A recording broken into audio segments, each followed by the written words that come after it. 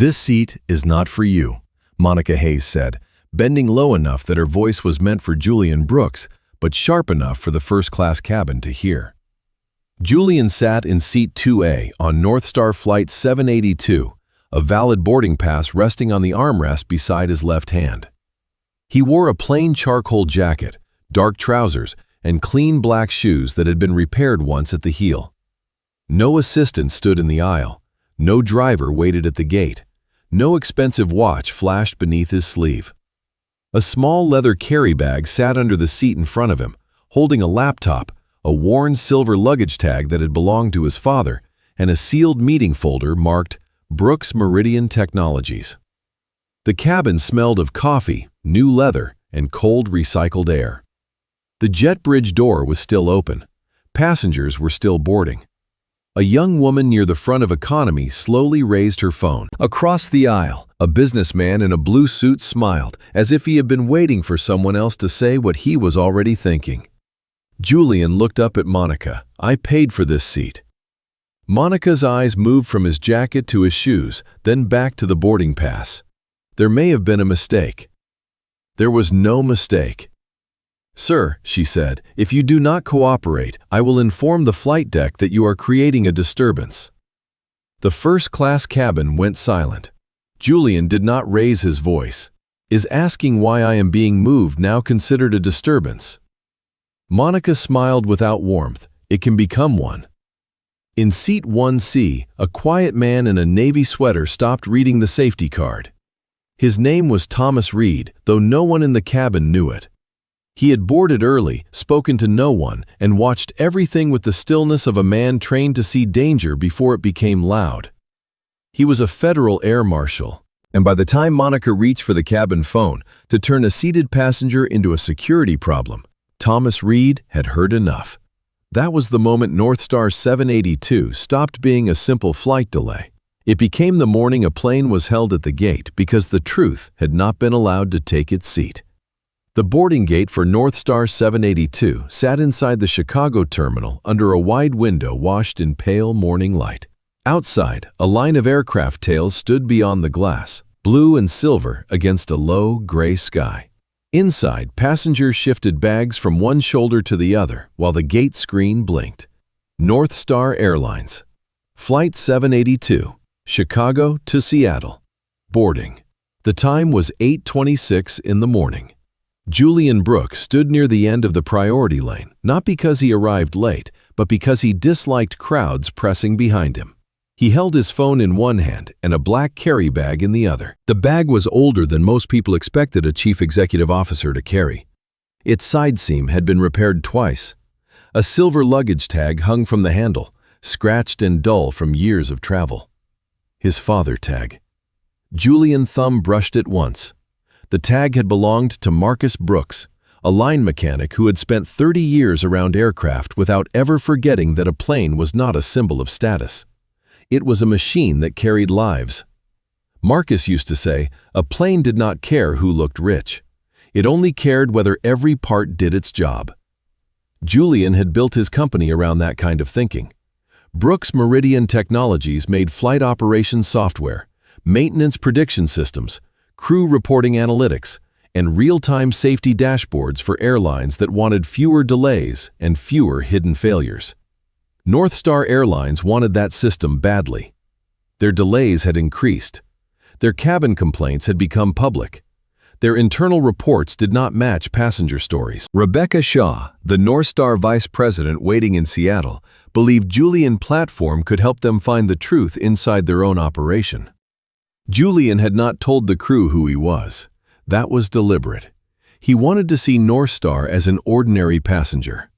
No greeting from executives, no special note to cabin leadership, no smiling manager waiting at the jet bridge. Just a ticket, just a seat, just the truth. At the gate, the agent scanned his boarding pass. "Seat 2A, she said. "Welcome aboard, Mr. Brooks." "Thank you." He walked down the jet bridge with the quiet rhythm of someone used to airports. The floor flexed slightly beneath his steps. The air carried that strange mix of metal, fuel, carpet, and coffee that always made him think of his mother working ticket counters before sunrise and his father coming home with grease under his nails. At the aircraft door, a young flight attendant named Leah Grant smiled. "Good morning, sir. Welcome aboard North Star 782. "Good morning." She glanced at his boarding pass. "Seat 2A, just on your left." Then Monica Hayes stepped into the doorway behind her. Monica had been lead flight attendant for 18 years and wore the authority like a perfectly pressed uniform. Her hair was pinned tight. Her lipstick was exact. Her smile appeared quickly for certain passengers and not at all for others. She had already greeted a silver-haired couple in designer coats by name. She had already offered to hang a navy blazer for a man who never showed his boarding pass twice. When Monica saw Julian, her smile did not arrive. Her eyes did instead. Jacket, shoes, bag, wrist, no watch, no visible status. She looked at the boarding pass in his hand. "Are you sure you are on the correct flight?" Julian paused. "North Star 782 to Seattle." Monica looked at Leah. Leah checked the scanner. "Yes, Monica. Seat 2A." Monica did not move aside. "May I see identification?" Julian looked at her. "The gate agent has already verified it. I am asking again." The first pressure point. A small one, easy for others to miss. Julian opened his wallet and showed his identification. Monica looked at it longer than necessary, as if the card might confess to being false if she stared hard enough. "Who booked this ticket for you, Mr. Brooks?" Julian's eyes stayed calm. "I did, directly, yes." She handed back the card. "There are overhead bins in economy if this cabin fills." Leah looked uncomfortable. "Monica, seat 2A has space." Monica gave Leah a glance that made the younger woman straighten. Julian noticed. He had spent his life noticing the moment younger employees swallowed the truth because senior people used tone as a leash. He stepped into the cabin. Seat 2A was a window seat on the left side, first class, second row. He placed his carry bag under the seat rather than using the overhead bin. He sat, fastened nothing yet, and set his phone to silent. On the screen, a message from Rebecca Shaw waited. "Looking forward to seeing you in Seattle. Our executive team is ready for final review at 1:30. Julian did not answer. Not yet. He wanted the flight to show him North Star before North Star knew it was being examined. Passengers continued boarding. A man in a blue suit entered 3 minutes later, speaking into a headset. "Yes, I am in first. Hold the merger deck until I land." Monica smiled at once. "Welcome aboard, Mr. Mills. 1D today. May I take your coat?" She did not ask for identification. She did not ask who booked his ticket. She did not ask whether he knew which flight he was on. Edward Mills handed her his coat without looking at her. He took seat 1D and glanced back at Julian with the casual irritation of a man who thought the room should arrange itself around his comfort. Julian looked out the window. A baggage cart rolled past. A ramp worker in a neon vest signaled with one hand. The aircraft felt normal from the outside. Inside, something small had already bent. At 8:38, Leah came through first class offering water. "Would you like still or sparkling?" "Still, please." Before Leah could hand him the bottle, Monica appeared. "We are checking seating assignments," she said. Julian looked at her. Again. There was a system update. Leah glanced at the cabin tablet. "I do not see an update." Monica took the tablet from her. "I will handle it." She tapped the screen, though Julian could see from the reflection in the window that she had not opened a seat conflict page. She simply stared at his record. "Mr. Brooks," she said, "we may need to move you to economy." A few passengers turned their heads. Julian's voice stayed level. "Why?" "There may be a seat allocation issue." "What issue?" Monica's lips tightened. "Sir, cabin crew has authority to reassign passengers when necessary." "Necessary for what?" "Service balance." Julian looked around. There were 10 first-class seats and 8 passengers seated. No broken seat, no medical equipment, no family needing to sit together, no air marshal request he knew of, no system alert on the tablet. Service balance by moving only me. Edward Mills exhaled loudly. Monica leaned closer. "I am trying to help you avoid an uncomfortable situation." Julian turned from the window. The uncomfortable situation is not being created by me. Leah eyes dropped. She knew it too. Monica straightened. Please gather your bag. No. The word did not shout. It did not need to. Monica's face changed. Excuse me. Julian placed his boarding pass on the armrest. My boarding pass says seat 2A. Unless there is a safety issue, a regulatory requirement, or an actual seating conflict, I will remain in the seat I purchased. Mills muttered from 1D. Just put him in the back so we can leave. Julian did not look at him. Monica did. His comment gave her what she wanted. Sir, she said to Julian, other passengers are now being affected. Because another passenger made a comment. Because your refusal is creating tension. Julian nodded slowly. So the tension appears after I ask for a reason, and then the tension becomes the reason. Monica blinked once. That was too clear. She disliked clarity when she had planned to rely on mood. Across the aisle, Thomas Reed sat in 1C, his safety card open in his hands. He was in his late 40s, with close-cut hair and a calm face that revealed almost nothing. His eyes had moved only 3 times since Julian boarded. Once when Monica asked for identification. Once when Leah tried to correct the seating record. Once when Monica used the phrase service balance. To an ordinary passenger, it sounded like poor service. To Thomas Reed, it sounded like the beginning of a false security narrative. Air marshals were not there to settle seat disputes. They were not there to judge rudeness. They were there to protect the aircraft and the people on it. But protection did not only mean watching for weapons or threats from outside the system. Sometimes risk entered through authority used carelessly inside the system. A crew member could create panic by naming a calm person dangerous. A false report to the flight deck could distort decisions before takeoff. A biased escalation could turn a lawful passenger into a security concern and make the cabin less safe, not more. Thomas Reed kept watching. At the edge of economy, Ava Carter noticed too. She was 21, a student flying to Seattle for a scholarship interview. Her seat was just behind the divider, close enough to hear first class, but far enough to be told to stay out of it. At first, she only watched. Then she saw Monica question Julian again while passing over other passengers. She saw Julian keep his hands visible. She saw him speak calmly. She saw Leah look frightened. Ava opened her camera. She did not hold the phone high. She angled it from her lap. The screen was cracked across one corner, a thin white line running through the image like lightning.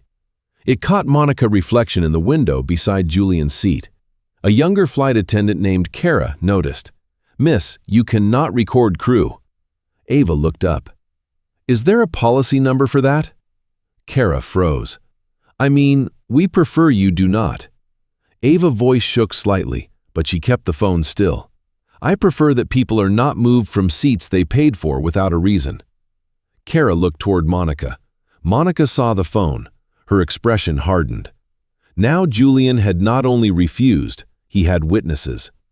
Monica turned away and walked into the forward galley. She pulled the cabin phone from its cradle and called the flight deck. This is where the story almost became official in the wrong way. Inside the flight deck, First Officer Derek Collins answered. Captain Elaine Porter was reviewing final departure data and waiting for cabin-ready confirmation. Derek speaking. Monica kept her voice low. "We have a passenger in first class refusing crew instruction and creating tension with surrounding passengers." Derek looked at Captain Porter. "What kind of instruction?" "Seat reassignment." "Why the reassignment?" Monica paused. "Possible seating issue. Passenger is not cooperating." "Is there a verified seat conflict?" "We are checking." "Any threat?" "Not yet, but I am uncomfortable with his behavior." "Not yet." Those 2 words mattered. They allowed suspicion to dress itself as safety. Derek frowned. "Has he threatened crew or passengers?" "He is arguing with crew and encouraging other passengers to interfere." That was not true, but untrue information travels faster when spoken through a system built to trust the person reporting. Derek covered the receiver. "Captain, Monica says first-class passenger refusing reassignment. Cabin tension." No direct threat yet. Captain Elaine Porter looked up. Seat conflict confirmed. Derek returned to the phone. Is the seat conflict confirmed? Monica looked back into the cabin. Julian sat quietly in 2A. Ava's phone remained angled low. Leah stood by the galley curtain looking worried. Monica said, "I am still verifying." Captain Porter heard that from the other side of the headset. "Then do not close the door until we verify." Derek nodded. Monica did not like that answer. She hung up and returned to the cabin with a firmer face, as if she now carried the authority she had failed to receive. "Mr. Brooks?" Julian looked at her. "The flight deck has been informed." "Of what exactly?" "That you are refusing crew instructions." "Did you tell them my seat is valid?" Monica did not answer. "Did you tell them there is no confirmed seat conflict?" Her jaw tightened. "Did you tell them I have not raised my voice or threatened anyone?" "Sir, you are becoming argumentative." Julian looked toward Leah. Leah, eyes filled with the panic of someone who knew the truth but had not yet learned how to stand inside it. Monica saw the glance and stepped into the aisle, blocking him from looking at anyone else. "You need to move to economy, now." Julian looked at his boarding pass. "I will not move from a valid seat because you are uncomfortable with me occupying it," Mills said from 1D. "This is exactly why first class has gone downhill." The cabin froze. Even Monica paused. Ava's phone caught the sentence. Thomas Reed closed the safety card. Julian looked toward Mills for the first time. "What does that mean?" Mills turned away. "You know what it means." Monica said, "Mr. Brooks, do not engage other passengers." Julian's eyes returned to her. He spoke. "I asked for clarification." "You are escalating." "No, you are selecting." The word cut cleanly through the cabin. A baby cried somewhere in the back. A suitcase wheel clicked into an overhead bin. The jet bridge hummed against the aircraft door. Monica leaned down again. "Sir, I am giving you one last chance. Take your bag and move to economy, or I will recommend that you be removed from this aircraft." Julian looked at her for a long moment. His calm almost cracked then, not outwardly, inside. He saw another cabin years ago. He was 26, traveling on a work ticket paid by a client who wanted him to repair a data system before a deadline. He had been assigned business class because the client needed him rested. A passenger had looked at him and asked the attendant if they were sure he belonged there. The attendant moved him without apology and called it a misunderstanding. He had sat in the back with a server manual on his knees, feeling his face burn while the plane took off. He had promised himself that if he ever built power, he would not use it to boast. He would use it to make the next false move harder. Now Monica stood over him, waiting for the anger that would make her report look true. His father's silver luggage tag pressed against his ankle through the carry bag. He heard Marcus Brooks' voice in memory. "A plane does not fly on pride. It flies on discipline." Julian breathed once. Then he looked up. "I will comply with lawful safety instructions. I will not help you turn bias into procedure." Everything stopped. Thomas Reed stood, not quickly, not dramatically. He rose from seat 1C with a black credential wallet in his left hand. Monica turned. "Sir, please remain seated." Thomas opened the wallet just enough for her to see. Federal Air Marshal. The words moved through first class like a pressure drop. Monica's face went pale. Thomas' voice stayed low. "Stop all action against this passenger now." Mills looked suddenly fascinated by the window. Ava's phone trembled but kept recording. Leah covered her mouth. Julian remained seated. Thomas looked at him. "Sir, your boarding pass is for seat 2A. "Yes." "Were you asked to move to economy?" "Yes." "Did you threaten crew?" "No." "Did you threaten a passenger?" "No." "Did you refuse a safety instruction?" "No. I asked for the reason behind a seat reassignment." Thomas nodded once. Then he turned to Monica. "What verified reason required this passenger to be moved?" Monica swallowed. "I had concerns." "That is not a reason." She tried to recover. "Marshal, with respect, I am the lead flight attendant. I have authority over cabin order. Thomas looked toward the open flight deck door. Authority does not include creating a security concern from a valid passenger because you do not like who is sitting in first class. The cabin went silent. Not quiet, silent. Thomas lifted the cabin phone and pressed the call to the flight deck. This is Federal Air Marshal Reed. Keep the aircraft at the gate. Do not close the boarding door. I need Captain Porter in the cabin. Monica whispered, "That is not necessary." Thomas looked at her. "It became necessary when you turned discomfort into a flight deck report." Julian looked out the window. The aircraft had not moved. The ground crew stood outside. The jet bridge remained connected. The plane was still on the ground. For the first time since he boarded, the truth had a chance to catch up before the lie took off. Captain Elaine Porter stepped out of the flight deck 2 minutes later, her face calm and serious. She looked first at Thomas Reed, then at Julian, then at Monica. Nobody spoke. Captain Porter said, "This aircraft remains at the gate until I know exactly what happened in my cabin." Monica's lips parted, but no words came out. Behind Ava's cracked phone screen, the red recording light kept counting. And in Seattle, Rebecca Shaw was still waiting for Julian Brooks to arrive, unaware that the future of her airline contract had just been grounded in Chicago before the aircraft ever left the gate. Inside the cabin, no one moved. Captain Elaine Porter stood near the forward galley, one hand resting on the edge of the wall, her eyes moving from Monica Hayes to Thomas Reed, then to Julian Brooks in seat 2A. The jet bridge door remained open. The cabin lights were still bright. The first-class water glasses trembled slightly from the hum of the aircraft systems. That small sound mattered. A plane waiting at the gate is not silent. It breathes. Air moves through vents. Pumps run under the floor. Crew voices travel through curtains. The aircraft feels alive, but not yet free. It is a machine asking permission from procedure. Julian understood that. His father had taught him.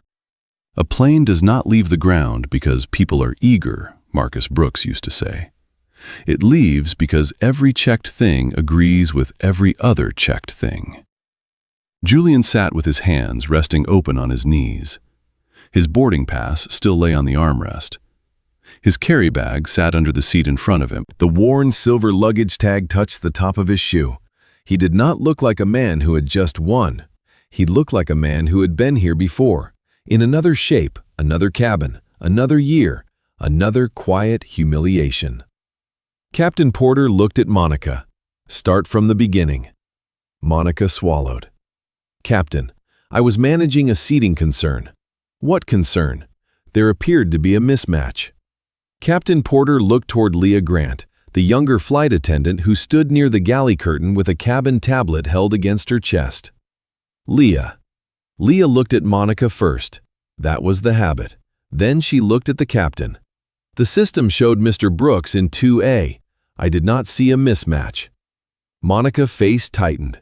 I was still verifying. Thomas Reed spoke calmly.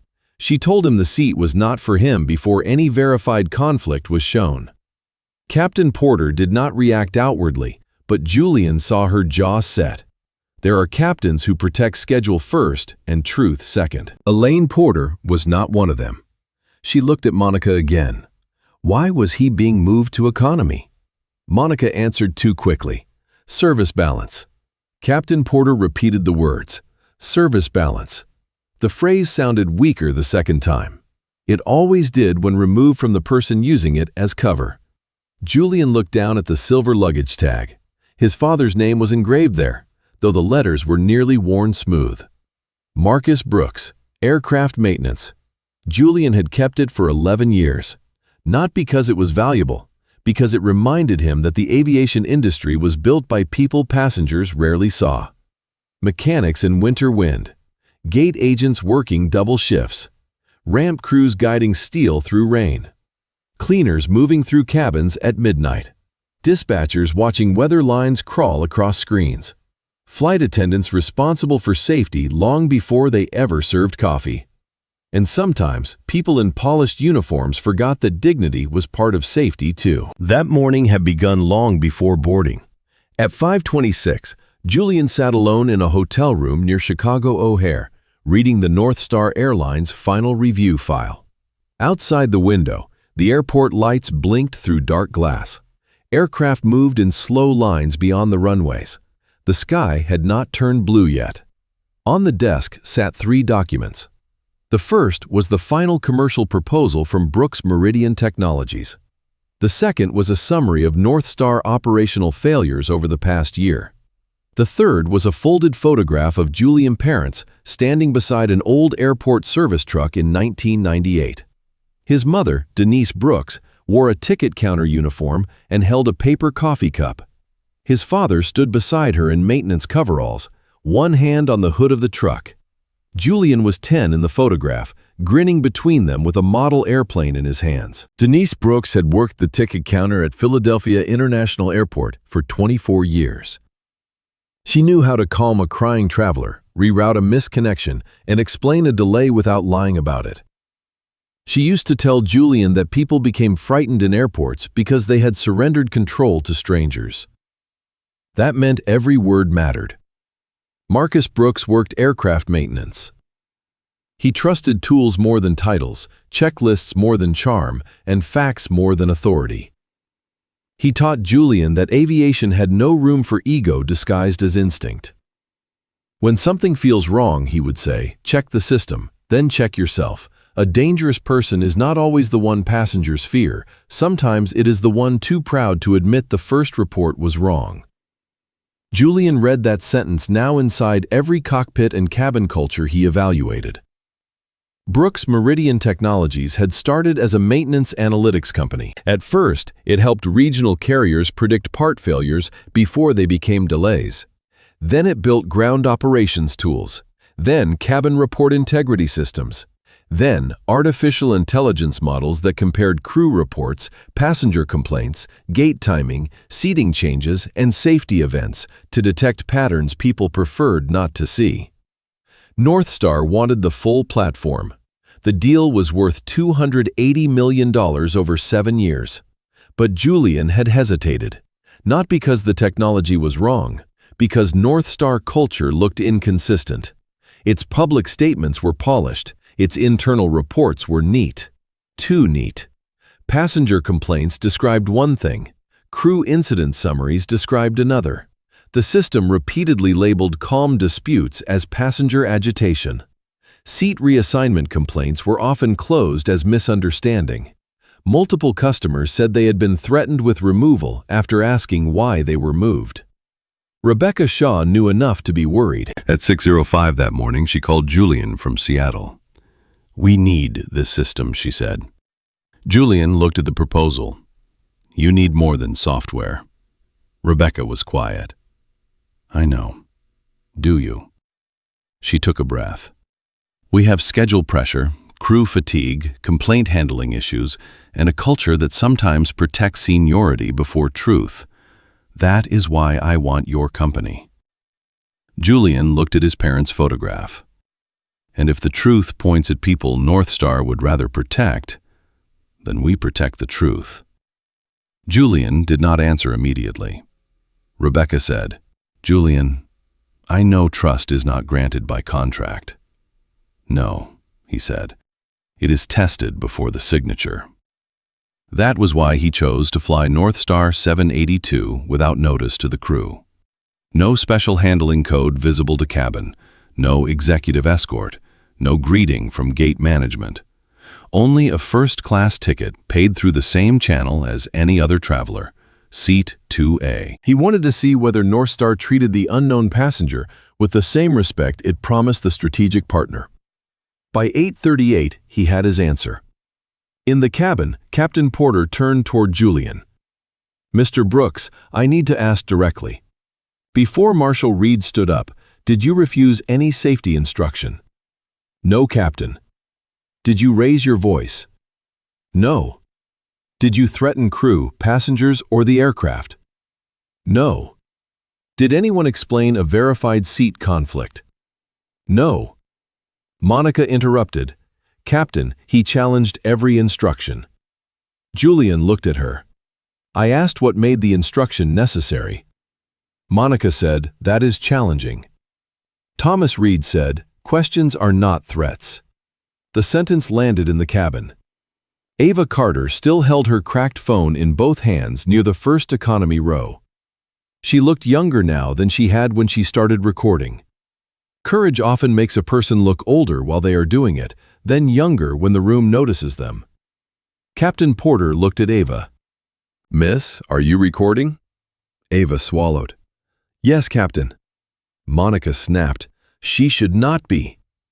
Captain Porter raised one hand. Not now, Monica. Monica stopped. That was the first time Julian saw fear in her eyes. Not regret, fear. The fear of losing control of the story. Captain Porter spoke to Ava. Do not share anything publicly until airline security and Marshal Reed advise you about the investigation. But do not delete it. Ava nodded. I will not. Thomas Reed looked at the phone. I will need to document it as witness material. Ava's voice shook. He did not do anything wrong. Julian looked at her. Thank you. She seemed almost startled by his gratitude. Maybe because everyone else had treated witnessing as interference. Captain Porter turned back to Monica. Why did you tell the flight deck there was a passenger creating tension? Monica's lips pressed together. Because there was tension. Who created it? Monica looked at Julian. He refused to move. Captain Porter's eyes sharpened. You are describing the result. I asked who created it. The cabin went still again.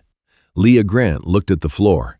Kara, the younger attendant who had warned Ava about recording, stood by the divider with her arms stiff at her sides. They knew the answer, not because they hated Monica, because they had watched her work for years.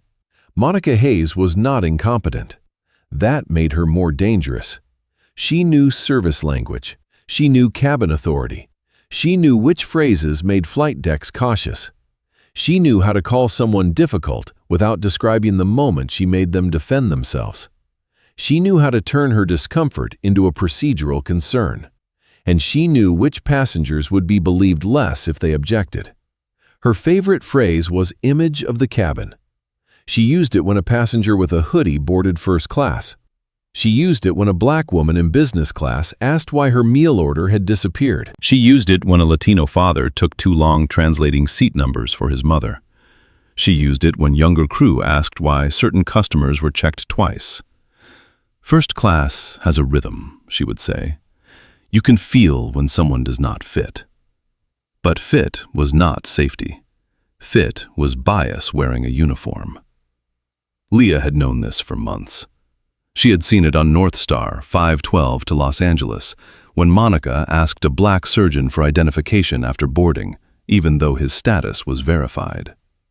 She had seen it on North Star 903 to Miami when Monica moved a young software engineer from business class after another passenger complained that he was taking calls too loudly, even though the passenger complaining had been louder. Leah had said nothing. She was new. Monica wrote evaluations. Monica knew supervisors. Monica could turn a young attendant reputation with one report. Silence had felt like survival. Now Julian sat in 2A with an air marshal standing beside him, and Leah felt the cost of every earlier silence gathering behind her ribs. Captain Porter saw her face. Leah, she said, did you observe anything that should have made Mr. Brooks a security concern? Leah's hands tightened on the tablet. No, Captain. Monica turned. Leah. The name was a warning. Leah's voice broke, then returned. No, she repeated. His boarding pass was valid. His seat showed 2A. He was calm. Monica stared at her. Leah continued. The only time the cabin got tense was when Monica said he needed to move without showing a reason. Everything froze. That was not everything, but it was the first honest sentence from the crew. Captain Porter nodded once. Thank you. Leah looked like she might cry. Not from fear only. From the strange relief of no longer helping a lie stand upright. Thomas Reed wrote in a small black notebook. He had been silent for most of the boarding process because federal air marshals do not step into every service dispute. His authority was not a tool for embarrassment. It was a tool for safety. He had waited until Monica crossed from poor service into false escalation. Now he had to treat the false escalation as a safety issue. Because a flight deck makes decisions based on information. If that information is distorted by prejudice, the aircraft is not being managed safely. Captain Porter reached for the interphone. "Derek, keep the door open and call ground control. We are holding at gate C-17 for cabin security review." First Officer Derek Collins' voice came through. "Copy, holding at gate C-17. Monica said, "Captain, this will delay the flight." Captain Porter turned.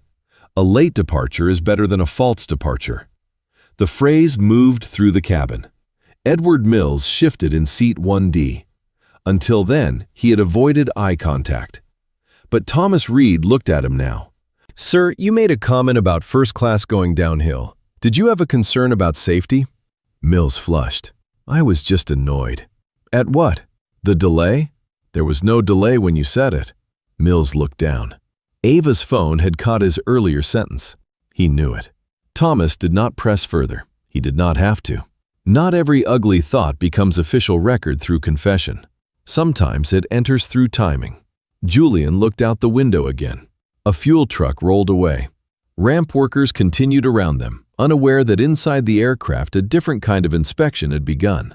He thought of Rebecca Shaw waiting in Seattle. He thought of the contract. He thought of the software demo prepared for 1:30. Then he thought of the customers whose complaints had been recoded as misunderstanding in North Star systems. Maybe this was why he was really on this flight. Not to test a cabin. To let the cabin reveal the thing the data had been trying to whisper. Captain Porter turned to Julian. "Mr. Brooks, I am sorry this is happening. I need you to remain available while we gather facts." "I understand. Would you like to leave the aircraft?" "No." Monica looked surprised. Julian met her eyes. "I paid for a seat to Seattle. I intend to sit in it unless there is a lawful reason not to." Monica looked away first. That mattered too. A person used to moving others often does not know what to do when someone refuses to disappear. Captain Porter looked toward the front galley. "Ground supervisor is coming aboard. Marshal Reed, please remain present. Monica, you are relieved from passenger interaction until I determine whether you can continue duty." Monica went pale. "Captain, that is not a request." Leah stepped back as if space had finally returned to the cabin. Thomas Reed stood between Monica and Julian without touching anyone. Ava lowered her phone slightly, but did not stop recording. The aircraft remained at the gate. The truth had not fully arrived yet. But for the first time since Julian walked through the door, it had a clear aisle. Captain Elaine Porter stood in the forward cabin while the jet bridge remained connected to North Star 782. The cabin lights were bright. The safety music had stopped. The boarding door was open, but nobody was boarding anymore. Passengers leaned into the silence, trying to understand why a flight to Seattle had stopped moving before it had even begun. Monica Hayes stood near the galley with her hands folded at her waist. She had worn that posture for years. Calm, professional, controlled. But now the control looked different. It looked like a lid pressed down on something boiling. Thomas Reed stood beside seat 2A with his Federal Air Marshal credential already returned to his jacket. He had not raised his voice. He had not touched anyone. He had done the thing that made a false story most uncomfortable. He had asked for facts in front of witnesses. Julian remained seated. His boarding pass still showed 2A. His small leather bag still rested beneath the seat in front of him. The worn silver luggage tag still touched the floor. That small tag kept pulling him back to his father. Marcus Brooks had spent his life teaching Julian that aviation could not survive arrogance. Not in maintenance, not in scheduling, not at the gate, not in a cockpit, not in a cabin. A single false assumption, carried through a process with confidence, could become bigger than the person who made it. Monica had made a false assumption. Then she had tried to give it wings. Captain Porter turned to her. "Monica, I need your written and verbal account before this aircraft moves." Monica blinked. "Now." "Yes. Captain, with respect, this is a delay over a passenger refusing a seating instruction." Thomas Reed said, "That is not an accurate starting point." Monica looked at him. "Marshal, you arrived in the middle. I was seated before Mr. Brooks boarded." Her face lost a little color. The first-class cabin heard it. Ava Carter heard it too. She sat near the divider with her cracked phone in both hands. The red recording light had stopped now, but the file was saved. She checked twice. Her thumb hovered near the screen as if the video might disappear if she stopped guarding it. Kara, the younger flight attendant, stood near her row, visibly torn between training and conscience. Monica noticed Ava again.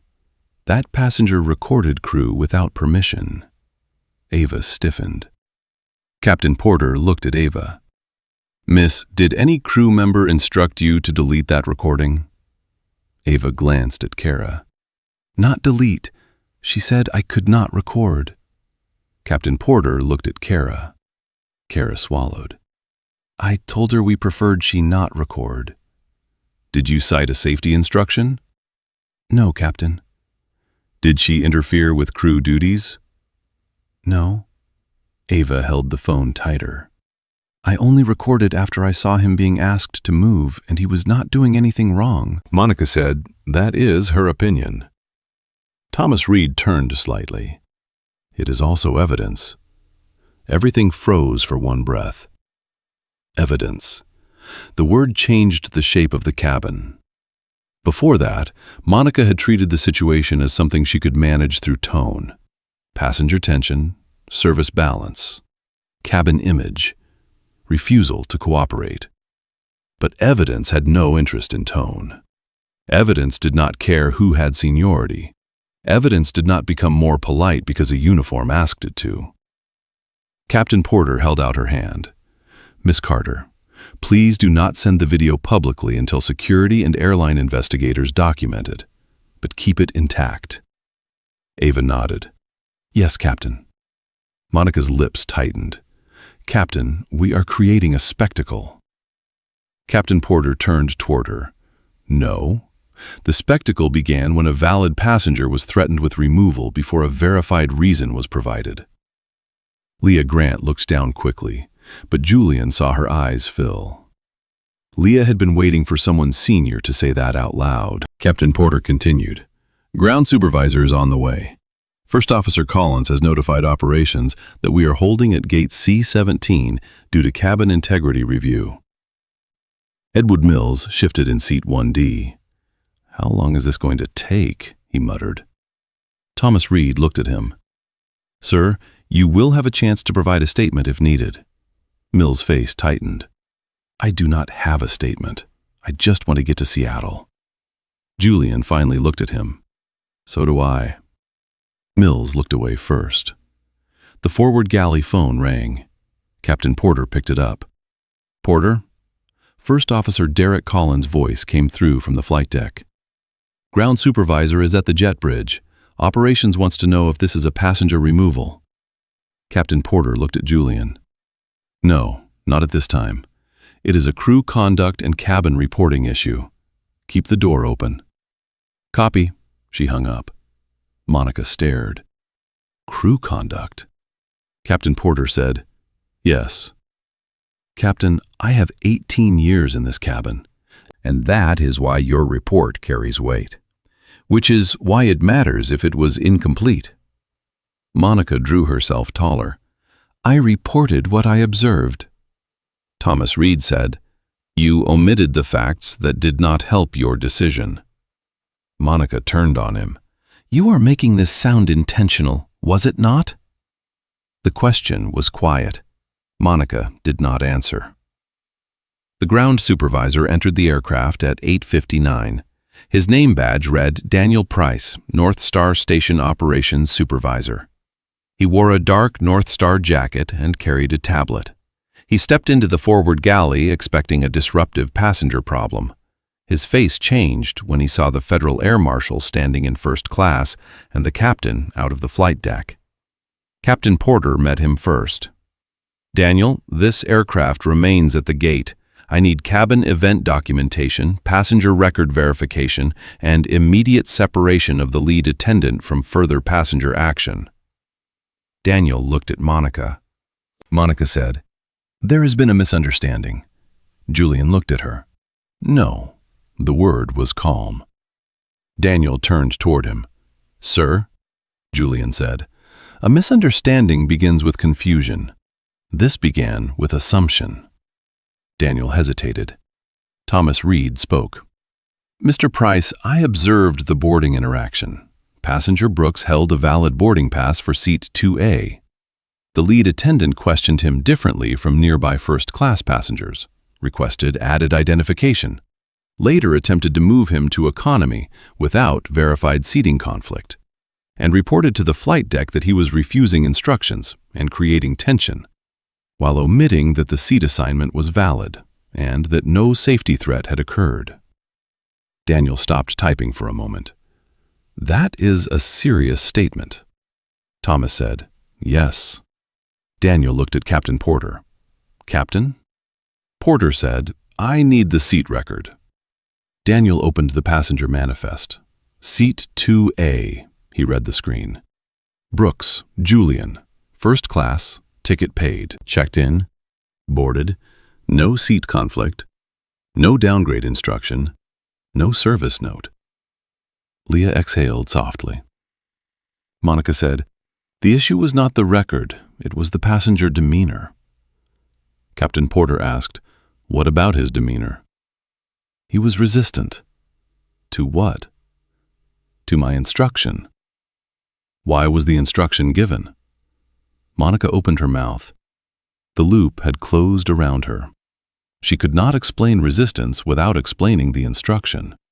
She could not explain the instruction without admitting there had been no valid reason. Daniel tapped the tablet. "I need statements from crew." Monica immediately said, "Leah was overwhelmed. She may not understand what she saw." Leah looked up. Captain Porter turned toward Monica. "Do not characterize another crew member's statement before it is given." Monica went still. Daniel looked at Leah. "Leah Grant, what did you observe?" Leah held the tablet against her chest. "Mr. Brooks boarded with seat 2A. His pass was valid." Monica asked for identification again after the gate scan. She asked who booked his ticket. Later she said, "We may need to move him to economy." I checked the cabin tablet and did not see a seat conflict. He asked why he had to move. He did not yell. He did not threaten anyone. Daniel typed carefully. Monica looked at Leah like a door had closed. Leah continued. "I should have said that sooner." Captain Porter nodded. "Thank you." Kara stood by the divider, hands clasped. Daniel looked at her. "Kara Whitfield." Kara swallowed. "I told the passenger in economy not to record because I saw Monica looking at the phone. I did not know if recording was actually prohibited. The passenger recording was not interfering." Ava looked down, relieved and shaken. Monica said, "This is ridiculous. They are all reacting to the marshal." Thomas Reed turned to Daniel. "Add that Monica Hayes just attempted to discredit 2 crew witnesses after their accounts did not match hers." Daniel typed. Monica's face hardened. "You are building a case against me." Thomas said, "You built the event. We are documenting it." The cabin absorbed that line. Julian sat still, but inside him something shifted.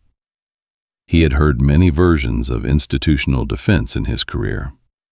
"We are looking into it." Emotions were high. There was miscommunication. Our staff acted from caution. "We regret how it was perceived." The words were smooth enough to slide over a wound without touching it. This was different. This was a record being formed while the lie was still warm. Captain Porter looked at Julian. "Mr. Brooks, can you summarize your experience from boarding to now?" Julian nodded. He spoke clearly. "At the aircraft door, I was asked whether I was on the correct flight after my boarding pass was visible. I was asked for identification after gate verification. I was asked who booked my ticket. I took seat 2A. A later passenger in first class was welcomed without the same checks. I was later told there might be a seating issue, then service balance, then that the seat was not for me. I asked for the reason. I was told I could be reported to the flight deck as creating a disturbance. I did not raise my voice. I did not threaten anyone. I did not refuse any safety instruction. I refused to move from a paid and valid seat without a lawful reason." Daniel finished typing. Monica looked at Julian. "You know exactly how to sound reasonable." Julian looked at her. "I learned because people like you wait for people like me to sound angry." The first-class cabin went silent. That sentence had no raised volume, only history. Captain Porter looked away for a second, then back. Thomas Reed's expression did not change, but his pen stopped moving for one breath. Ava lowered her eyes. Leah wiped her cheek quickly. Monica said, "That is unfair." Julian answered, "No. What was unfair was turning my calm question into a cabin problem because you expected a different reaction." Monica looked toward Daniel. "Are you allowing this passenger to insult me?" Daniel did not answer. Captain Porter did. "He is describing the event."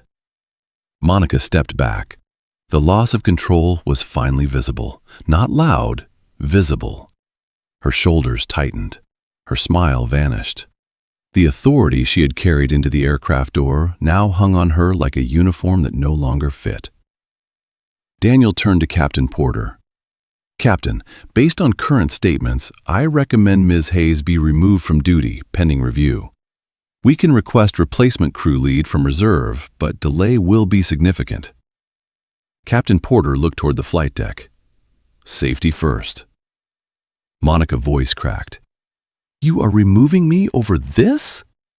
Captain Porter said, "I am removing you because I cannot depart with a lead attendant whose report to the flight deck may have mischaracterized a passenger and whose continued presence may affect witness statements." Monica looked at Thomas. "And him." Thomas said, "I will file my own federal statement." Federal. The word made nearby passengers shift. To many of them, this had still felt like airline drama. Now they understood it had crossed into something larger. A crew report to a flight deck was not gossip. It was operational information. When that information became infected by bias, the consequences did not stay with one passenger. They entered the safety chain. Captain Porter walked to the forward galley and made an announcement. "Ladies and gentlemen, this is Captain Porter. We are holding at the gate while we address a cabin issue. We will not depart until crew readiness, passenger documentation, and safety reporting are clear. I understand this is inconvenient. Safety and accurate information come first." The announcement ended.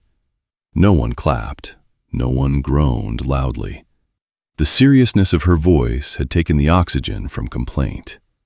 Edward Mills muttered, "Unbelievable." Ava's phone was no longer recording, but she heard him. Thomas Reed did too. Captain Porter looked at Mills. "Mr. Mills, if you have operational safety information, you may provide it. If not, you will remain seated." Mills sat back. "Yes, Captain."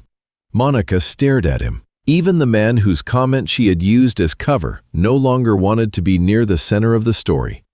Daniel received a message on his tablet. He frowned. "Captain." "Yes?" "Operations is asking whether passenger Brooks is the same Julian Brooks flagged for executive arrival in Seattle." Julian's eyes closed for half a second, not because he feared the reveal, because it had arrived before the airline had finished proving it would treat an unknown person fairly. Captain Porter looked at Daniel. "What flag?" Daniel read carefully. "Internal note. Seattle Executive Reception, Strategic Partner Arrival, Julian Brooks, Brooks Meridian Technologies. Monica expression changed. It was not guilt, not yet. It was calculation breaking apart. Daniel looked at Julian. Mr. Brooks, are you Julian Brooks of Brooks Meridian Technologies? The cabin held its breath. Julian looked at Monica first, then at Daniel. Yes. A whisper moved through first class. Brooks Meridian. Edward Mills stared at his hands. Leah's mouth opened slightly. Ava looked from Julian to Monica and back again. Daniel's face went pale. Sir, North Star executive team is expecting you in Seattle for the final technology partnership meeting. Julian said, I am aware. Monica stepped forward quickly. Mr. Brooks, if I had known that you were… Julian raised one hand. Stop. One word. The cabin froze. Julian lowered his hand. That is exactly the problem. Monica stopped speaking. Julian continued. You should not need to know I run a technology company before you honor my ticket.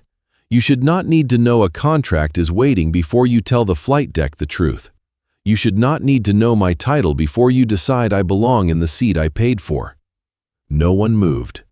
Captain Porter looked at Monica, then at the passenger manifest, then at Daniel Tablet. The reveal had not saved North Star. It had exposed North Star. Daniel's phone rang. He looked at the caller identification and swallowed. Seattle Executive Office. He answered. Daniel Price speaking.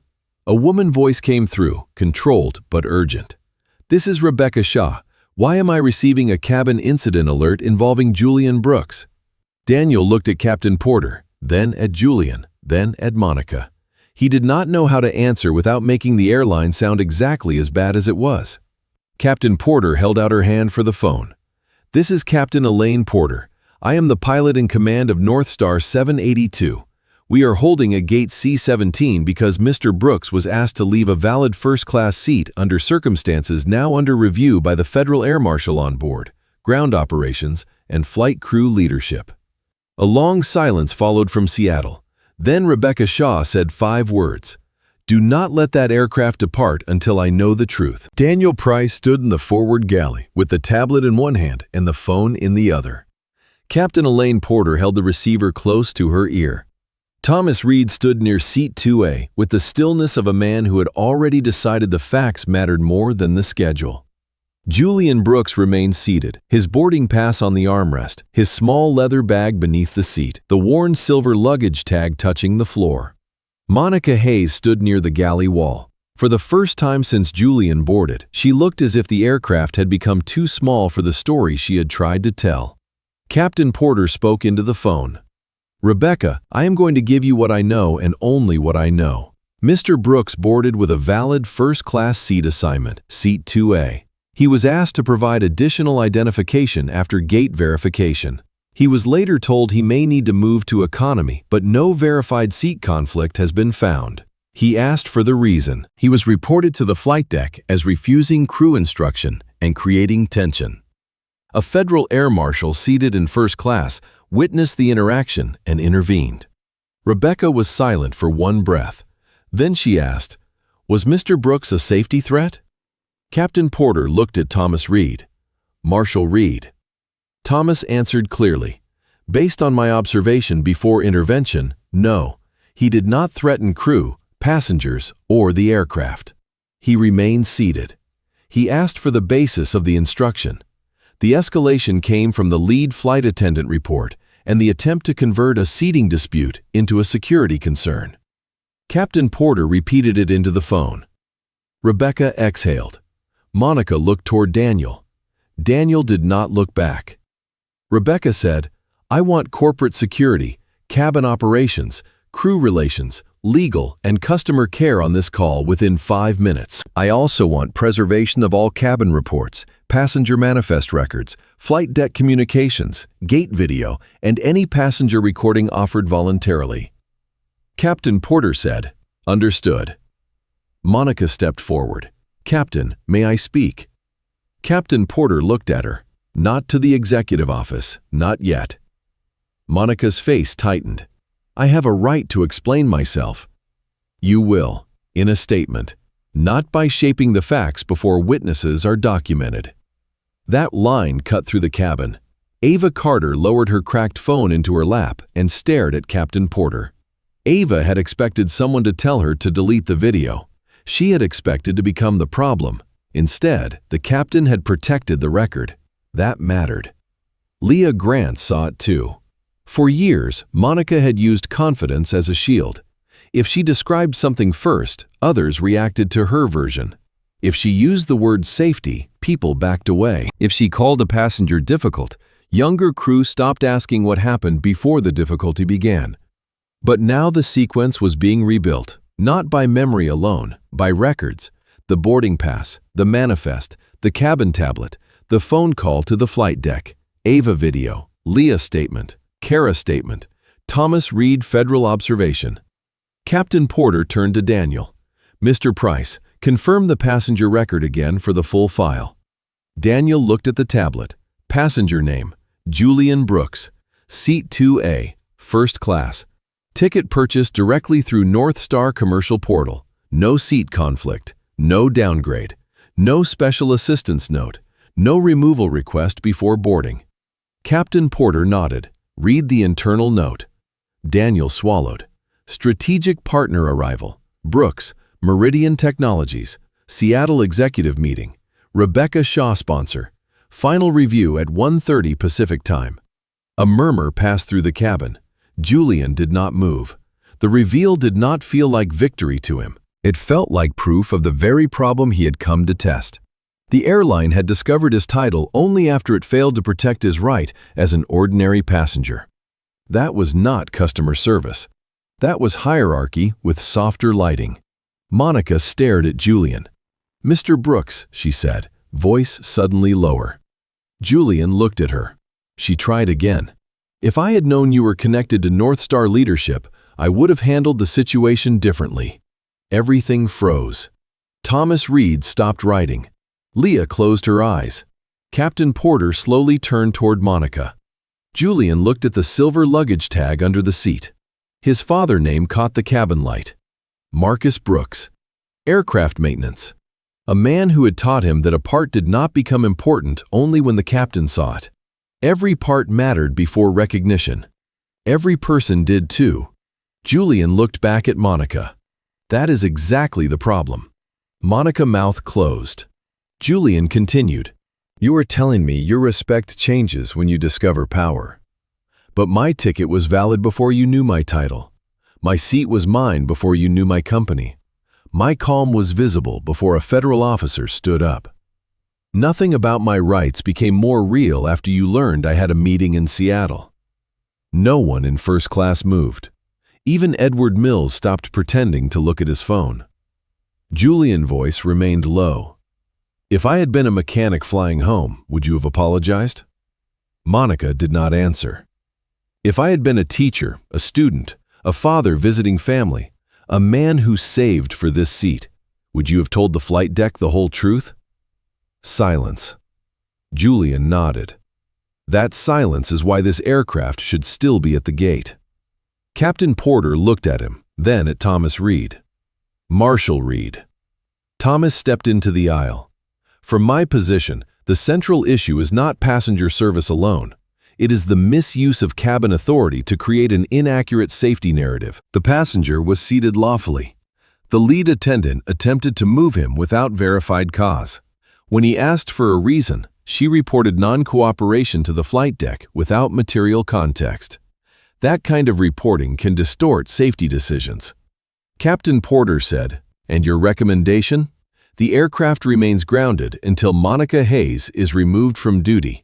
Witness statements are documented and replacement crew leadership is assigned." Monica's face went pale. "Removed from duty, pending investigation," Thomas said. Monica turned to Captain Porter. "Elaine, you know me. I have flown with you for years." Captain Porter looked at her. "That is why I am disappointed I have to learn this in front of passengers."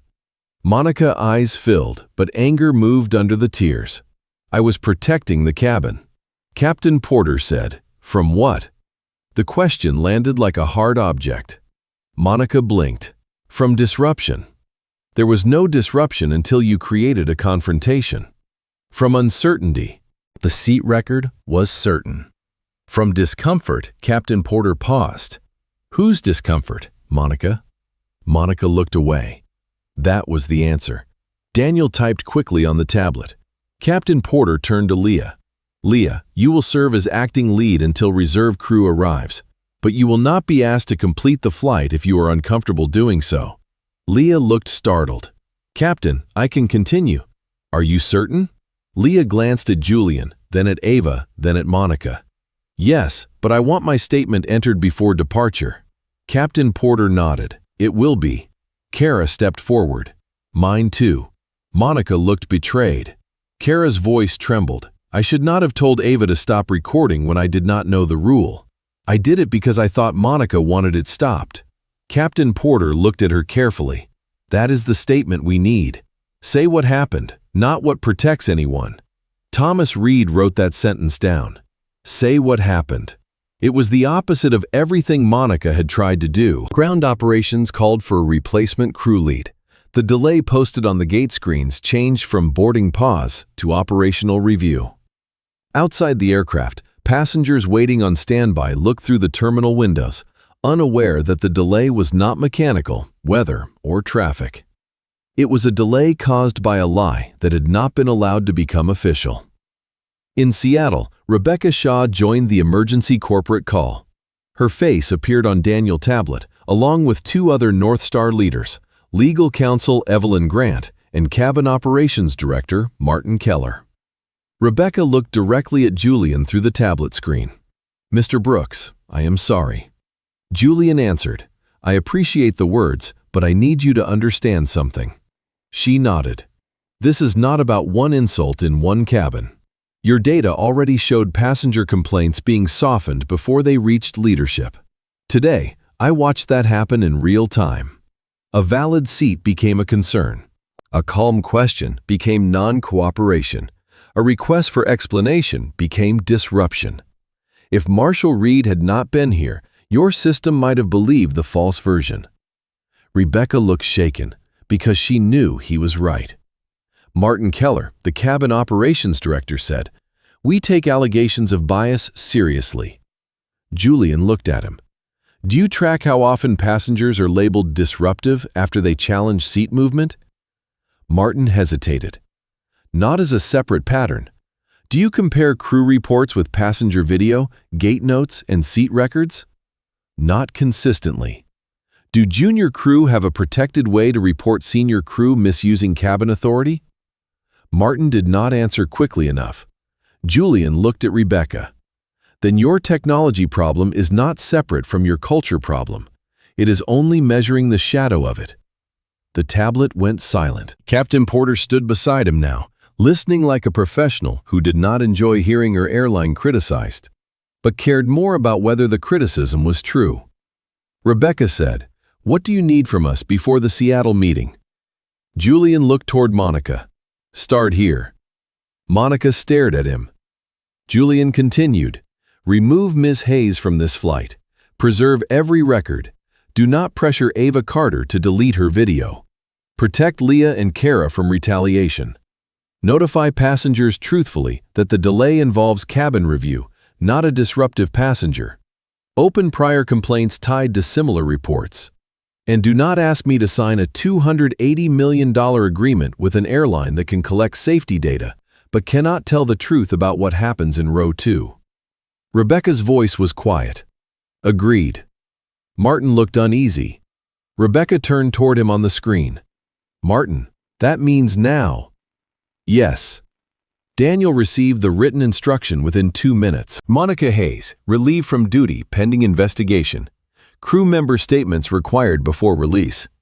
Passenger recording preservation voluntary and protected. No retaliation. Corporate case number NS782CI41. Daniel read it aloud. Monica gripped the galley counter. This is humiliating. Julian looked at her. No, humiliation is being told a seat you paid for is not for you while strangers watch. What you are feeling now is consequence. The cabin absorbed that too.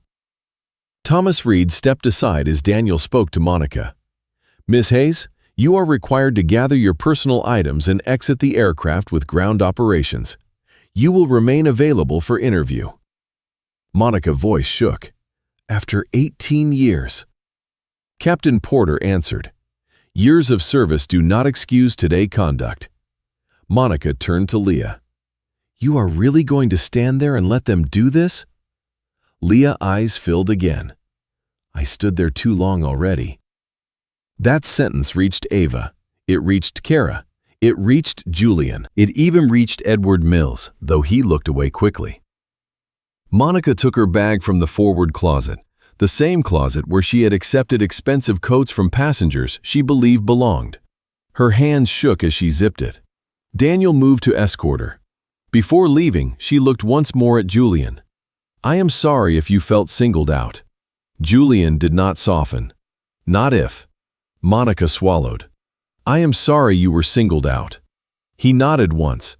"That is closer. But apology does not repair a system." She had no answer. Monica walked down the jet bridge while passengers watched. The aircraft did not cheer. It did not need to. The silence was heavier than applause. When she disappeared into the terminal, the plane felt different. Not healed, but cleared of the person who had tried to make the lie breathe. Captain Porter made another announcement. "Ladies and gentlemen, this is Captain Porter. Thank you for your patience. We are delayed because of a cabin reporting issue that required review before departure. The passenger involved has not been determined to be a threat. We are replacing a crew leadership position and documenting witness statements. Safety depends on accurate information, and this aircraft will not depart until I am satisfied that the cabin is ready." The announcement ended. For several seconds, nobody spoke. Then a woman in row 3 quietly said, "Thank you, Captain." A few people nodded. Edward Mills stared straight ahead. Ava finally lowered her phone completely. Thomas Reed approached her. "Miss Carter, I will need your contact information for the report. You are not in trouble." Ava looked up. "Are you sure?" "Yes." She gave a shaky laugh. "I thought they would make me delete it." Thomas said, "Sometimes the record survives because one person decides not to look away." Ava looked toward Julian. He gave her a small nod. She looked like she might cry. Leah came to Julian's seat with a bottle of water, but this time her hands were steady. "Mr. Brooks, would you like this?" "Thank you." She placed it beside him. Then she lowered her voice. "I am sorry I did not speak sooner." Julian looked at her. "You spoke when the truth still needed you." "Late," she said, "but true." Leah nodded, and for the first time since boarding, she looked like she was standing in her own uniform instead of Monica's shadow. At 9:37, Reserve Crew Lead Angela Morris boarded. She reviewed the passenger record, confirmed Julian's seat, signed the crew readiness form, and spoke briefly with Captain Porter. Thomas Reed filed his preliminary federal statement. Daniel uploaded the ground operations report.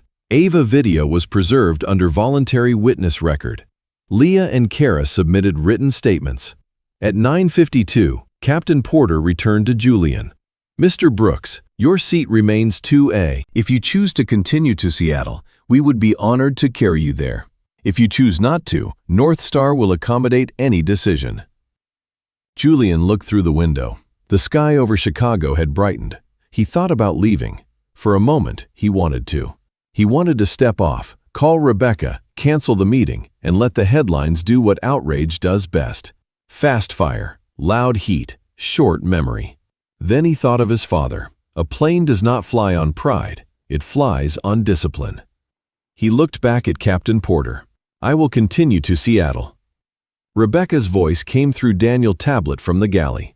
"Mr. Brooks, the meeting remains available whenever you land, but I understand if the contract is paused." Julian said, "The meeting can happen, the signature cannot."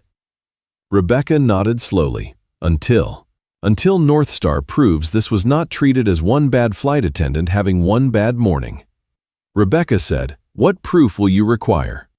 Julian looked at Leah, at Ava, at Thomas Reed, at Captain Porter.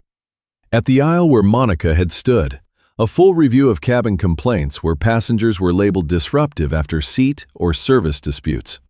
Crew report pattern analysis by race, fare class, and outcome. A protected channel for junior crew. Training on bias and security reporting. Integration of passenger evidence and gate data into incident review. And leadership willing to ground the aircraft when the truth is still in question. Captain Porter gave the smallest nod. Rebecca said, "We will discuss it in Seattle." Julian answered, "Then I will see you in Seattle." At 10:04, the boarding door closed. This time, no one in first class questioned who belonged. The aircraft pushed back from gate C-17 at 10:13, 1 hour and 47 minutes late. But for once, North Star delay had a better reason than weather or traffic. The aircraft had waited for the truth.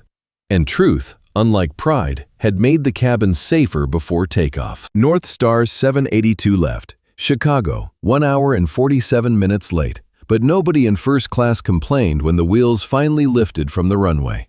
The cabin had changed. Not beautifully, not magically, but honestly. The kind of silence that came after Monica Hayes left the aircraft was different from the silence she had created. Her silence had been fear. This one was reflection. Julian Brooks sat in seat 2A, the same seat she had tried to take from him. His boarding pass remained folded inside his jacket pocket. His small leather bag stayed under the seat in front of him. The worn silver luggage tag that had belonged to his father rested against his shoe, dull and scratched, more valuable to him than anything in the first-class cabin. Outside the window, Chicago fell away under a pale morning sky. Inside, Leah Grant served water with both hands steady. When she reached Julian, she paused. "Mr. Brooks," she said, "I want to apologize again." Julian looked up. "You already did. I know. But I keep thinking about all the times I stayed quiet because Monica knew how to make silence feel like professionalism." Julian did not answer quickly. Then he said, "Silence can look professional from the outside. From the inside, it often feels like surrender." Leah swallowed. "I do not want to surrender anymore." "Then do not make today only about Monica," Julian said. "Make it about what you do the next time the room becomes uncomfortable." Leah nodded. Across the aisle, Edward Mills kept his eyes on his laptop, though the screen had gone dark 10 minutes after takeoff. The man who had muttered about first class going downhill had not spoken since Captain Porter announced the delay was caused by a cabin reporting issue, not by a passenger threat. He had learned something too, though not loudly enough to deserve credit. Some lessons arrive as shame. That does not make them useless. Ava Carter sat near the divider with her cracked phone in airplane mode. The video had been preserved before departure under a voluntary witness record. She kept replaying the moment in her mind when Thomas Reed told her she was not in trouble. She had expected authority to ask her to erase what she saw. Instead, authority had asked her to protect it. That changed her. Before landing, Thomas Reed walked past her row. "Miss Carter." She looked up. "Yes, sir. Your statement was clear." "Thank you." She held the phone. "I was scared." He nodded. "Most useful witnesses are." Ava looked toward Julian. He stayed so calm. Thomas followed her gaze. Some people are calm because nothing touches them. Others are calm because they have learned that the wrong people wait for anger. Ava let that sentence settle. Then she said, "I almost stopped recording." "But you did not." She looked down at the cracked screen. "My hand was shaking." Thomas said, "A shaking hand can still hold the truth." When the aircraft landed in Seattle, no one made an announcement about Julian Company. No one asked the passengers to clap. No one tried to turn harm into a public relations moment before accountability had even begun. Captain Elaine Porter understood that a proper apology did not ask the injured person to become part of the airline performance. She waited until the seatbelt sign turned off. Then she stepped into the cabin. "Mr. Brooks," she said quietly, "North Star representatives are waiting at the gate. You can deplane privately if you prefer." Julian stood and took his bag. "No, I will leave the way I boarded." He walked down the aisle. This time, no one questioned whether he belonged there. At the aircraft door, Captain Porter stopped him. "Mr. Brooks." He turned. "I am sorry, not only for what happened, but for what it revealed." Julian studied her face. "That is a better apology than most." She nodded once. "I will file my report without softening it. That matters. It should have mattered before today." "Yes," Julian said. "It should have." In the terminal, Rebecca Shaw waited with 2 North Star executives and a legal representative. She looked as if she had spent the entire flight reading a future she no longer liked. Her posture was firm, but her face carried real shock. "Mr. Brooks," she said. Julian stopped before her. "Rebecca." She did not reach for his hand first. She seemed to understand that the morning had already taken enough control from him. "I am sorry," she said. "North Star failed you before you even reached the meeting." Julian looked past her at the gate windows, where North Star 782 rested against the jet bridge. "North Star failed more than me." Rebecca nodded. "I know." "No," Julian said gently, "you are beginning to know." That sentence stayed with her. The meeting in Seattle did not begin with the software demonstration. It began with the cabin incident. At 1:38 in the afternoon, Julian sat in a conference room on the 12th floor of North Star Operations Headquarters. The room overlooked the runways. On the wall was a screen prepared for the Brooks Meridian presentation. Predictive maintenance, cabin integrity analytics, ground operation anomaly detection, real-time safety reporting. The slides remained unopened. Julian placed his father's silver luggage tag on the table. Rebecca Shaw sat across from him with legal counsel, cabin operations director Martin Keller, safety compliance officer Naomi Reed, and a representative from crew relations. No one spoke for the first few seconds. Finally, Rebecca said, "We reviewed the preliminary file during your flight." Julian asked, "What does it say happened?" Martin Keller looked at his notes. "Lead attendant Monica Hayes questioned your eligibility for first-class seating, attempted seat reassignment without verified operational reason, reported the interaction to the flight deck as non-cooperation, and omitted material facts." Julian waited. Martin continued. Federal Air Marshal Thomas Reed intervened. Captain Porter held the aircraft at gate C-17. Ground operations documented statements. Passenger video was preserved. Monica Hayes was removed from duty pending investigation. Julian asked, "Is that how the event would have been recorded if Marshal Reed had not been on board?" The room went silent. Naomi Reed, the safety compliance officer, answered honestly, "Probably not."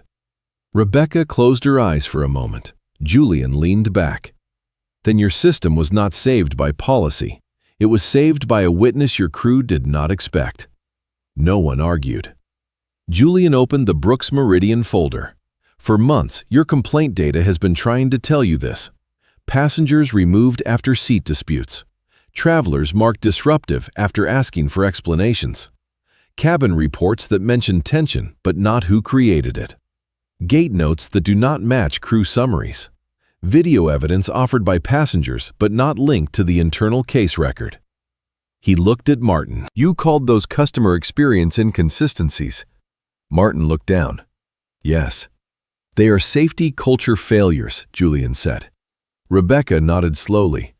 "The contract was supposed to help us find these patterns." "Technology can find a pattern," Julian said. "It cannot give leadership the courage to act on it." That was the turning point, not the landing, not the apology at the gate. That sentence in the conference room. North Star wanted a system that would make operations cleaner, delays shorter, maintenance smarter, and reports more reliable. Julian was willing to sell them that system, but after Flight 782, he would not sell it as decoration.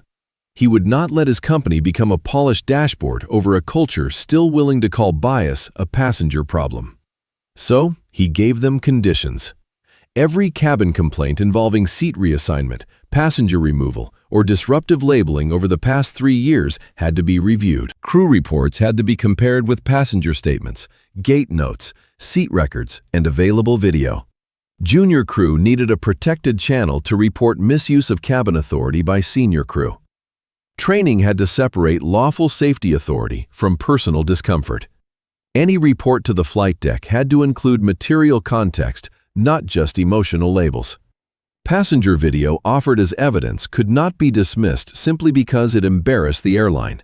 Patterns by route, crew member, passenger treatment, and outcome had to be tracked. Captain Porter report had to remain unedited. Leah Grant and Kara Whitfield had to be protected from retaliation. Ava Carter had to receive written confirmation that her video would not be used against her. Monica Hayes had to receive due process, but not shelter. Rebecca listened without interrupting. When Julian finished, she said, "If we accept these conditions, will you sign today?" "No." Martin looked up.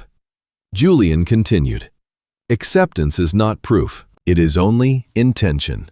Brooks Meridian will enter a limited pilot program under independent oversight. No full signature until North Star demonstrates that the system is allowed to reveal uncomfortable truths and leadership is willing to act on them." Rebecca did not like hearing it, but she respected it. "Agreed," she said. Martin looked startled. Rebecca turned to him. "If that surprises you, Martin, then you have not understood the morning." 3 weeks later, Monica Hayes faced a formal internal review. The panel included cabin operations, safety compliance, crew relations, legal counsel, and an external aviation culture consultant. Monica arrived in a Navy suit and attempted to build the same defense she had used on the aircraft. She said she had been protecting cabin standards. She said she had 18 years of service. She said passenger behavior can be felt before it becomes visible. She said the situation had been misinterpreted because people were afraid of public attention. Then the records were shown.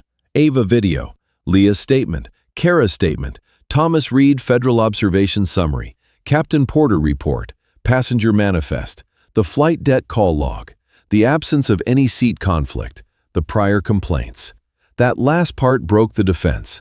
North Star investigators found 9 earlier incidents tied to Monica where passengers had been labeled difficult after questioning seat reassignment, upgraded cabin access, or extra document checks. In 6 cases, passengers were Black, Latino, or visibly working class. In 4 cases, junior crew notes contained details that were softened or removed from final summaries. In 2 cases, passenger video had been offered and never attached to the case file. Monica did not look like a monster in the room. That almost made it worse. She looked ordinary, composed, defensive, certain that years of authority should outweigh the pattern in front of her. When asked why Julian had been targeted for reassignment, she repeated, "He did not fit the cabin profile." The room went quiet. Naomi Reed asked, "What is the cabin profile?" Monica did not answer, because the honest answer would have ended the hearing before the panel did. Monica Hayes was terminated for cause after the review concluded that she misused cabin authority, submitted materially incomplete reporting, treated passengers inconsistently, and created unnecessary operational risk. Her removal was not framed as punishment for embarrassing the airline. It was framed as the consequence of making the cabin less safe by making truth less reliable. Leah and Kara remained with North Star. Both entered additional safety reporting training. Leah later became part of a crew advisory group that helped rewrite the cabin escalation manual. Ava Carter received a letter from Rebecca Shaw, personally thanking her for preserving evidence. She also received an apology for being made to feel at risk for recording what she witnessed. Months later, she would say the experience changed what she wanted to study. She had planned to go into marketing. She switched to aviation safety policy. Thomas Reed filed his federal report and moved on to other flights, other cabins, other quiet observations. He never gave interviews. He never used the moment to become known. That was not his work. But before he left Seattle that day, he found Julian near a window overlooking the gates. "Mr. Brooks." Julian turned. Marshall Reed. Thomas stood beside him. "You kept your discipline in a difficult cabin." Julian looked out at the aircraft tails. "I learned young that some people wait for you to become angry so they can call themselves right." Thomas nodded. "That is why I stood up."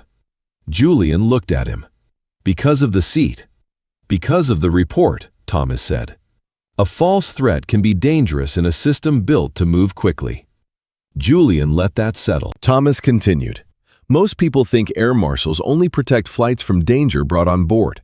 Sometimes the danger begins when authority creates a lie and the system is ready to believe it. Julian extended his hand. Thank you for seeing it. Thomas shook it. Thank you for not letting them write your reaction for you. 2 months later, Julian flew North Star again, unannounced. No executive code visible to cabin. No message to the flight crew. No Rebecca at the gate. Just another ticket, another seat, another test of whether reform had reached the aisle. This time, the flight was from Seattle to Denver. Julian boarded behind a construction supervisor wearing a faded orange work shirt and boots with concrete dust in the seams. The man held a business-class boarding pass and looked nervous as he stepped into the forward cabin. A flight attendant smiled. "Good morning, Mr. Alvarez. Your seat is 3C. May I help with your bag?" The man seemed surprised. No one asked if he was on the wrong plane. No one glanced at his boots like evidence. No one looked past him for the passenger they expected instead. Julian paused at the aircraft door. The attendant turned to him. "Good morning, Mr. Brooks. Seat 4A today. Welcome aboard." She said it the same way, same warmth, same pace, same respect. That was the point. Not special treatment for a known executive, consistent treatment for every valid passenger. Julian took his seat and looked down at his father's silver luggage tag. For the first time in a long while, the tag did not feel heavy. It felt like a hand on his shoulder. During the flight, the captain announced a short delay due to weather in Denver. The crew explained the reason clearly. A passenger became frustrated. The lead attendant listened, offered options, documented the concern, and never called frustration a threat. Julian watched, quietly. That was how change looked when it was real, not dramatic, repeatable. At the end of the 90-day pilot program, North Star presented results to Brooks Meridian. Cabin incident reports had become more detailed. Passenger complaints were linked to seat records and crew notes. Junior crew had used the protected reporting channel 12 times. 3 senior crew members had been retrained. 2 were removed from lead roles. 1 route showed a pattern of unequal downgrade disputes and received additional oversight. The full contract still was not signed that day, but Julian agreed to extend the pilot and prepare final terms. Rebecca Shaw asked him, "Do you believe we can earn this?" Julian looked at the data. Yes. Then he looked at her. But only if you remember that the system is not honest because it produces reports. It is honest when people stop punishing the facts that make them uncomfortable. Rebecca wrote that sentence down.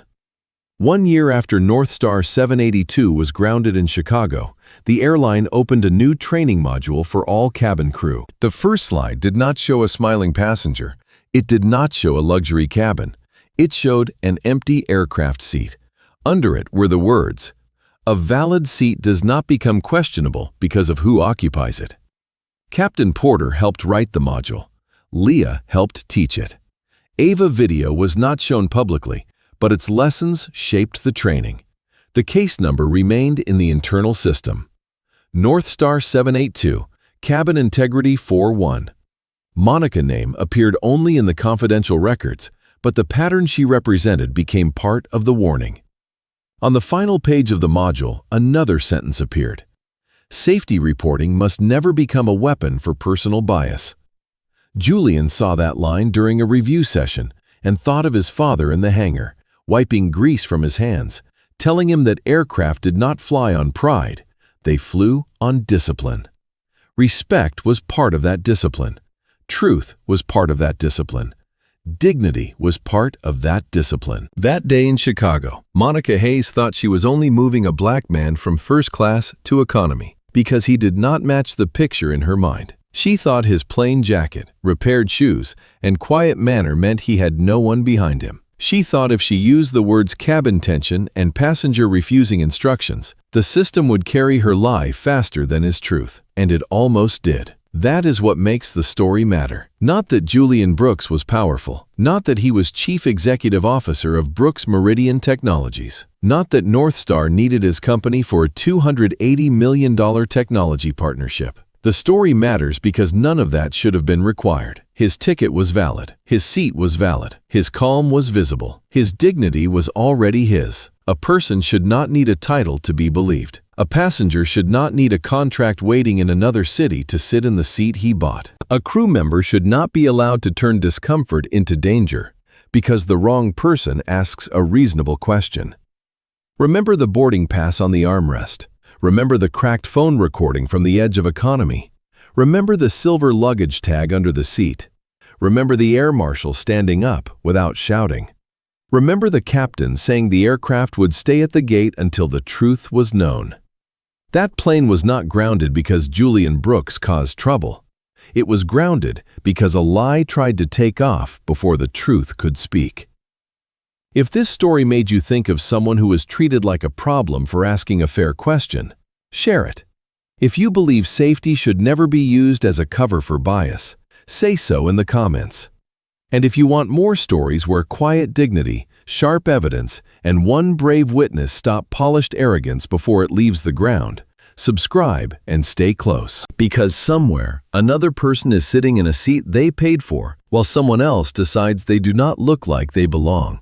And the truth should not need a federal badge before it is allowed to stand.